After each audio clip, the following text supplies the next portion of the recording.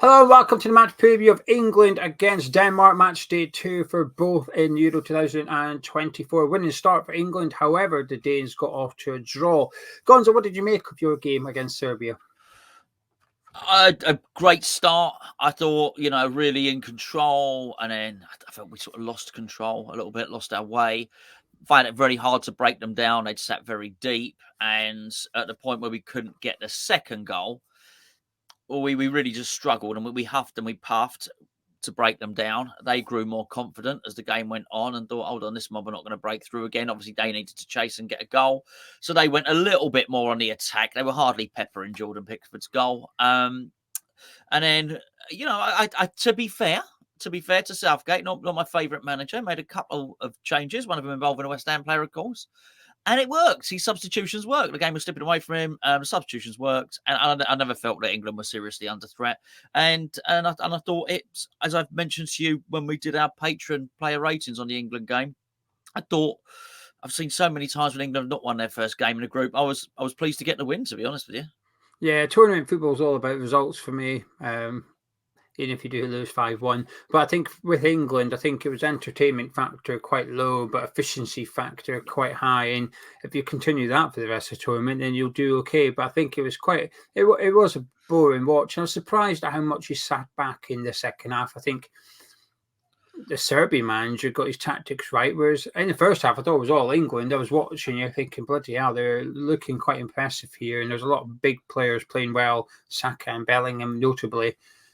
And I thought, oh no, this could be trouble. And then in the second half, Serbia grew into it. But I think while it was credit to them for sorting their tactics out and getting a bit more physical, pressing differently, going man to man, forcing England into the long ball, and they were winning everything at the back. I was almost waiting for Southgate to do something, and the substitutes worked.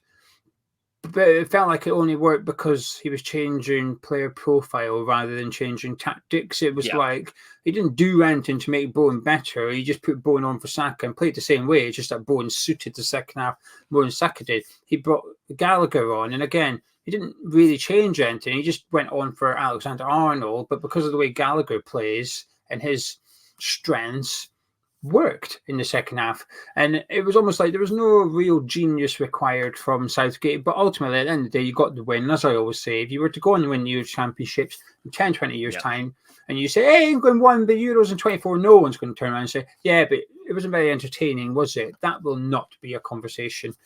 In regards to Thursday night then against Denmark, let's talk me through the 11 you want to see. Obviously, you had Pickford in goal. I'm assuming you're sticking with that. Would you have any changes in your back four? Oh, yeah, definitely. Yeah, I would 100% change the left back because that whole left side didn't work for me. Well, never mind, it didn't work for me. Doesn't matter if it worked for me or not. It didn't work for England, more importantly. Don't worry about me. So I think that needs to be changing on that. And I don't think you can wait too long to do that. So I'd actually, if England are going to go anywhere in this tournament, and I mean, once you get past the group, a win is bearing in mind the structure and the format of progressing through your group, a win's a big deal. But if England are going to really plough their way forward in a tournament, then we need to sort that left. You can't do it with one side of your team not functioning. So that needs to be sorted out. So I'd start now, and I would give Luke Shaw 45 minutes, and then I'd actually replace him with your suggestion, Gomez, after that. But give him 45 minutes. We need to get him going. We really need him to be able to be playing a comfortable 75 minutes by the time it gets to the knockout stages. So there's no point in waiting anymore. We lacked real balance there, so that needs to be sorted out. I agree with you, actually. I think I'd go for Shaw as well if I was an England fan. Not necessarily with the 45-minute thing. I think if you win, and this will be a tough game, we'll get on to that, but if you win, the third game becomes a free hit, really. And I think you could almost give Luke Shaw that game off and say, right, we're going to give you your minutes now against Denmark, then we're going to not play you against Slovenia if, of course, we've beaten Denmark. Should we lose against Denmark, then pressure's on and you're going to have to go and play in that one. But I think you've maybe got a bit of an opportunity, actually, to give Shaw a rest in the next fixture. But for this one, I think you've got to go full strength, and I think that includes Luke Shaw. Prior to the previous game, I would have went Gomez, but I'm not sure. I think he'd still come up with some of the issue. I think he'd be better at left back than Trippier Yeah. because he actually has experience there, but he still doesn't bring the complete balance that No. what Shaw would offer down that left-hand side. Moving into midfield then, Trent Alexander-Arnold had some question marks over him. Some people in favour of him continuing him next to Declan Rice. Some would like him changed. What would you like to see? What I'd like to see, to be fair, is not going to happen. I'd like to see Wharton put in the team now and remain in the team. That's what I'd like to see. I think if we're being realistic, I would actually give... I don't think it's going to happen. And I think what you're probably going to see is you'd either see Gallagher or Mainu. Basically, anyone aside from Wharton's going to play there. And with that in mind, I would persevere with Alexander-Arnold for this game because I feel that looking at the way Denmark played, I don't think they'll sit back quite as deep. And I think if you make the changes that I'm going to make further forward as well, there'll be some targets for him to hit as well with the long ball. He did one excellent long ball, but didn't have that many opportunities for it during the game. I think this one will be different. So I'd like someone with the long passing range to pick out some of the fast runners further forward, basically. Yeah, Wharton for me as well. I'm a fanboy of him, and I think his passing is progressive too. It's not like he's better at Declan Rice on the ball, in my opinion. Declan's better at maybe the progressive dribbles and the big runs that you don't necessarily see in an England shirt. You see it plenty at Arsenal, and you've seen it loads at West Ham. But he's a bit more restricted when he plays for his country, which I understand. But Wharton, I think his passing's maybe a little bit more aggressive than Declan Rice is when it comes to giving it to the players in front of him. So I think him next to Declan would be good. You spoke about a change, so I assume... Well, actually, would you keep Saka out on the right? Yeah, I thought he was good. I would not be throw the baby out with the bathwater there, and that's for sure. And I thought Jared Bowen was excellent when he came on, and I think that in itself, I think I'd be looking at it now, and I'm not just saying it because I'm biased West Ham fan. Well, if I was a biased West Ham fan, I'd be putting Bowen in, right? I'm not. I'm trying to be a realistic England fan, and with those realistic non-claret and blue spectacles on, I think Jared Bowen's made himself quite possibly the first substitute. That's a hell of an achievement to go into a tournament and not probably expect any football, and then come on and almost, turn yourself into one of the go-to guys, not Cole Palmer, not one of the other, not Abirias, they are in a different position, but you get what I'm saying. Actually, when England are looking to do something, then Gareth Southgate is obviously going to look to him. And I think you made a great point again in our Patreon show. If you've not checked it out, take advantage of our free trial. Links in the description below. Patreon.com/Hammers Chat. We're doing a player ratings for the Euros for England's games anyway. We were going to do them for Scotland games, but we thought the series probably wouldn't run for too long, so we decided not to. But yes, despite all those lovely things, but you were saying that he brings a defensive solidity and guards the right back in a way that obviously does for West Ham with Soufal there. Despite that, I would still start the game with Saka, but yeah, I mean, Bowen would be coming on as a sub for me. Yeah, I've got a bit of a mini rant. Do you want to hear a bit of a mini rant? Everybody wants to hear your mini rant. Let me relax. Something that's irritating me is this need to force club tribalism into international football, and I really do not like it, actually. And it's like Saka is actually, in the Bowen thing, is one of these instances where I see people basically saying, drop Saka, play Bowen, I think, but that's because you're a West Ham fan. And it's like people have and I think that's why it's easy to love Jude Bellingham, because he's not played for a Premier League club, so he's not got that affiliation with Man U or Arsenal or Tottenham or whatever. So because he's gone through the EFL, then he's gone over to Germany, then he's gone over to Spain. Actually, he's not actually associated with a Premier League club yet. But I just hate when this club thing comes in. Support your players, certainly. But when it comes to international football, I find it incredibly easy to forget everything about Scotland players or who they play for. I just look at them as Scotland players. And I almost get a bit tired of it. And it's like, I'm enjoying the Euros as a spectacle. I'm looking at some players I've heard of or some players I've never heard of, I've just never seen play. There's one from Denmark I'll get on to in a second. I think, this guy's good. And I don't know, it feels like it's almost been ruined a little bit. But yeah, but he plays for such and such. What's that got to do with it? It's just irrelevant. For the next month of football, it's irrelevant who plays for who on a Saturday afternoon, August to May. It's different. Just, I don't know, just put your club tribalism to one side for the next month and view it for what it is, which is international football. And I think sometimes these debates get sidetracked and almost get aggressive, and it's not even based on football or who's right for that country. It's based on which football club they play for. And I don't know, it's just one thing I'm a bit of a gripe with actually in the last week or so. I don't like it. No, Gio, look, Arsenal are my least favourite team. You know this, but that's for next season. That's for last season. I just because I laugh because they don't win the title. Saka's a brilliant player. He's an English player, and if England are going to win something, he may well play a big part. He may well have a big part to play in the story. Don't rule out somebody like him scoring the winning. If England got to final, scoring the winning goal in the final. So let's not be hasty. Put him in there irrespective. We can still at the end of the day, we can still dislike Mikel Arteta, can't we? And so he can still do some anti-Arsenal stuff. Yeah, you can go back to booing Saka in August. And I assume you're going to retain Jude Bellingham in the sort of number 10 role and Harry Kane up front, which means that you are hauling Phil Foden out your starting 11. Yeah, bless him. But look, for too long, England pick players because they feel they have to.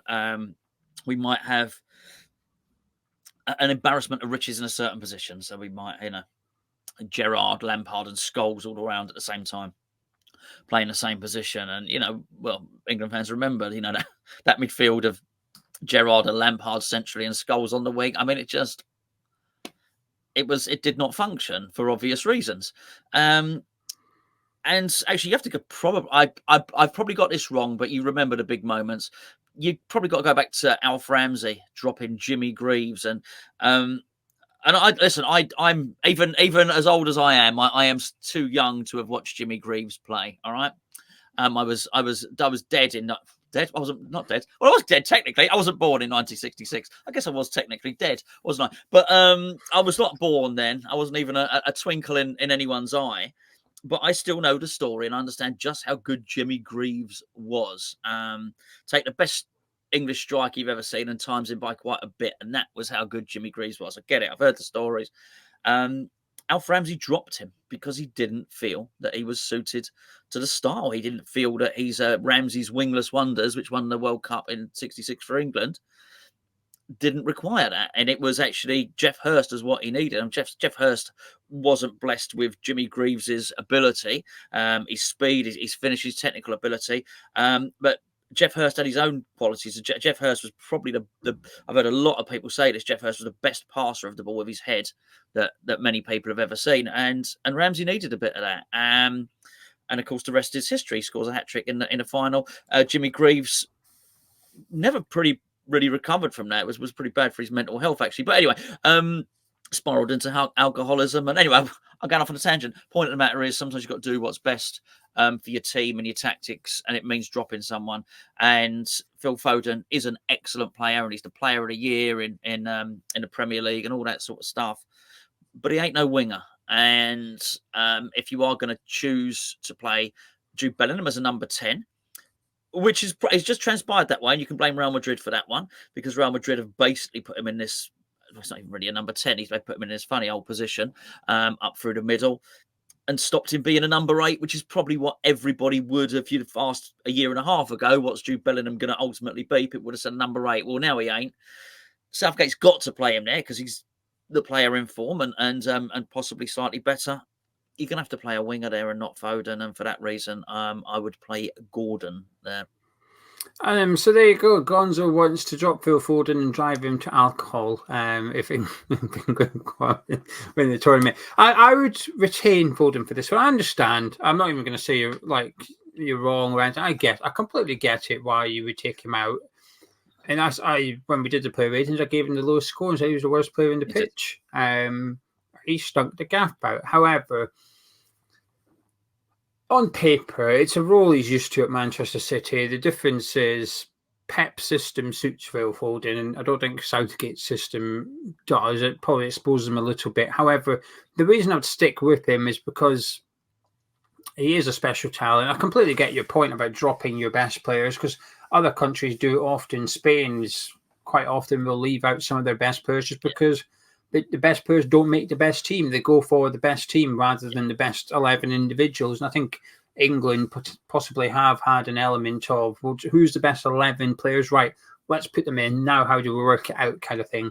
But I'll go Foden for this one. But it would only because Luke Shaw at left back. Let's just see if that makes a difference to Phil Foden's game, having somebody there. And now we're going to discuss Denmark and the chances and what we think is going to happen on Thursday night. Before we do, I just want to point in the sponsors of this video, Match Bingo, and they've got a big promotion on at the minute. If you deposit £10, you get £20 free credit. When England played Serbia on Sunday night, one of our subscribers here on Hammers Chat, Mo, he picked up the first line. He won the first line, so he won some money. And then the second line winner was a patron of Hammers Chat, Des. He won that £50 as well. So we're two winners from the previous England game that came from Hammers Chat. You could be next. To enter, please do download the app using the link in the description below, but you must use the link in the description. Sign up. It is £2 per play for this game. However, there's enhanced pots for the England game, so the full house is worth £500 plus an additional pot of £500 for anybody else gets full house that just wasn't first. So get involved. It's a fun way of adding a little bit of excitement to your games, especially the boring ones that you perhaps don't have an interest in because you don't root for either country. Like the England ones. Maybe you don't even know any of the players playing in those games. When I was watching, there's been a few teams I've watched, I've had to go on the old Sofa Score during the game, clicking on players, saying, who's this guy? Where does he come from?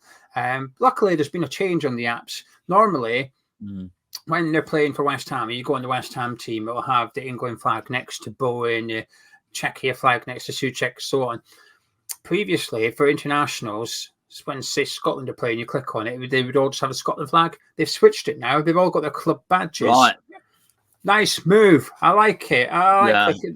Significant, small change, but big differences. Anyway, thank you to Match Bingo for continuing for sponsoring us. They've got free cards all throughout Euro 2024 as well for various different games, and they're giving away over £15,000 in prizes, so get involved.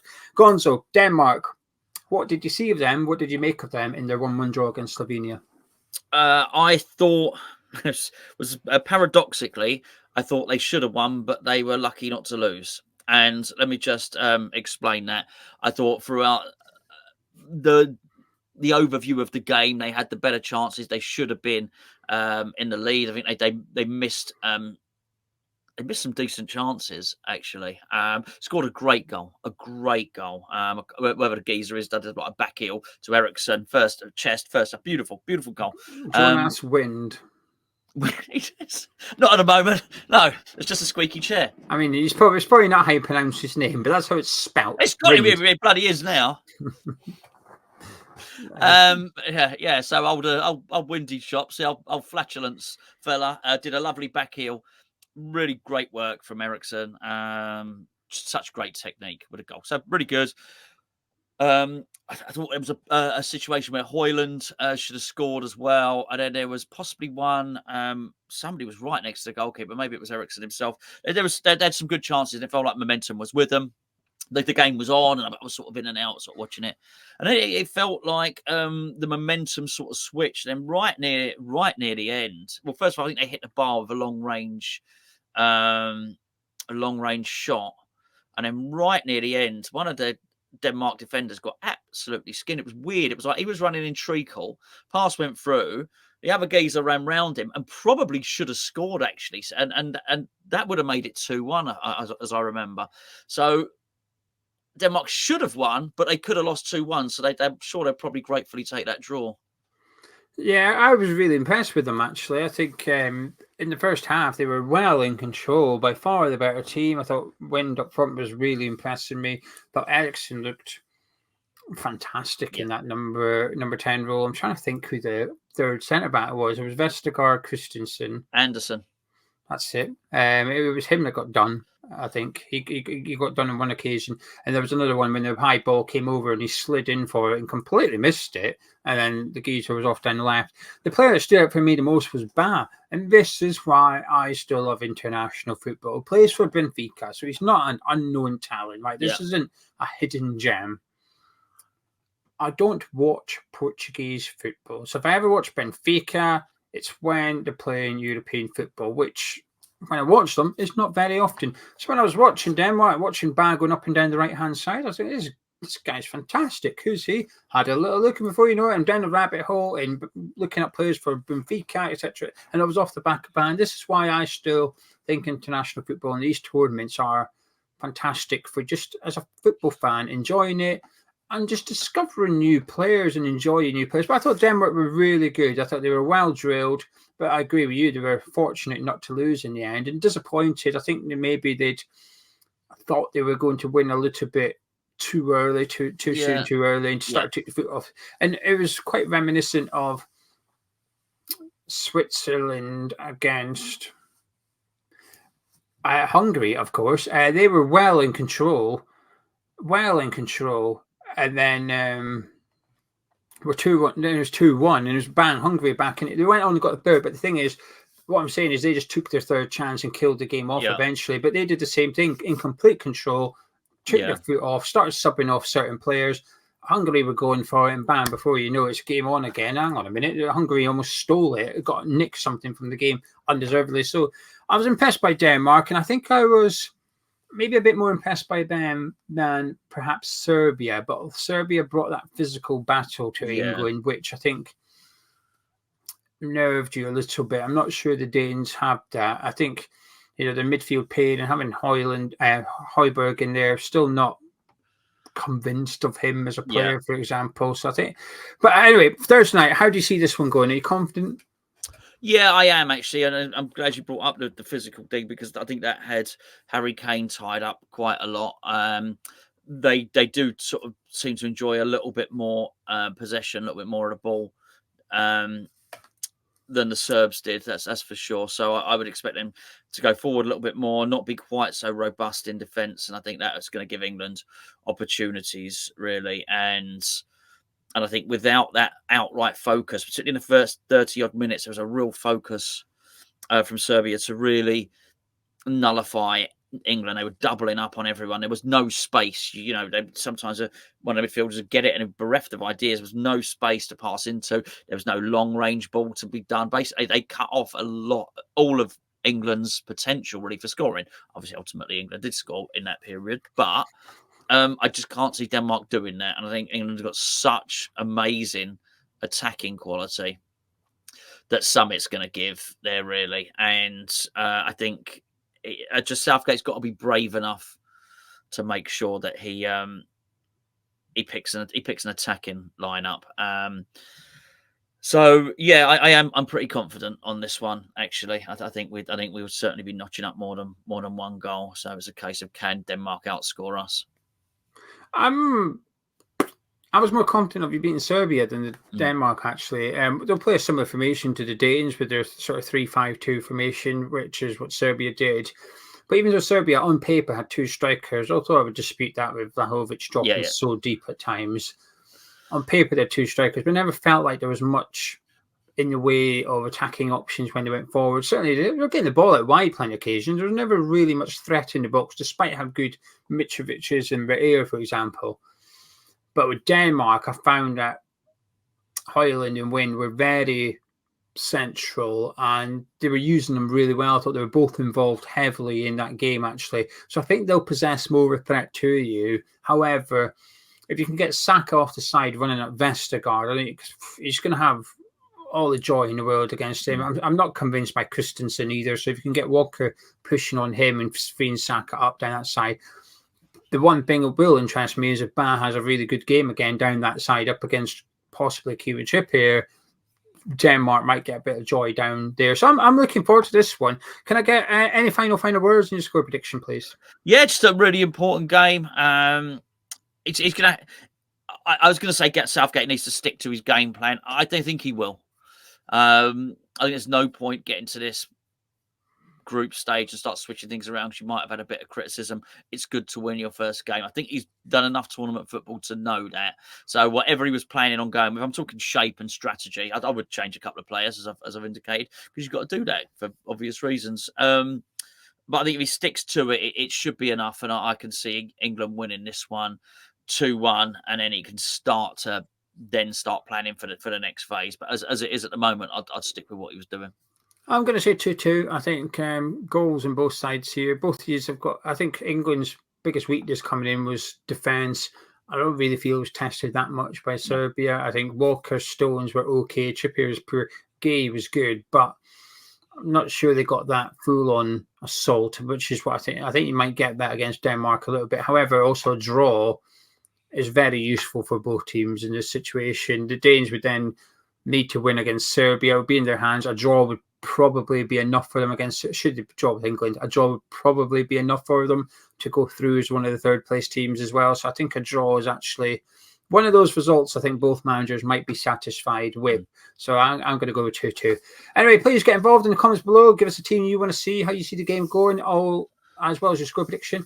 And make sure you download Match Bingo. The app link is in description below. Sign up. It's free to sign up. If you don't want to deposit any money and just play the free cards, you're more than welcome to do that. But for the England game, it's £2 per play. And hopefully we can have more winners on Hammers Chat on the watch along.